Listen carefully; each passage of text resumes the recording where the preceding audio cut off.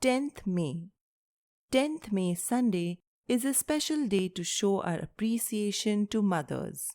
Mother's Day is observed on the second Sunday of May every year. There are many different explanations for the origin of this day. An American woman named Anna Jarvis is usually credited with the idea of having a special day dedicated to mothers. Some religions have traditions and festivals that celebrate women, mothers, and goddesses, like the 10-day Durga Puja festival in India. Do something special for your mother this 10th May. You can make her a card, help her throughout the day, and put her favorite food together.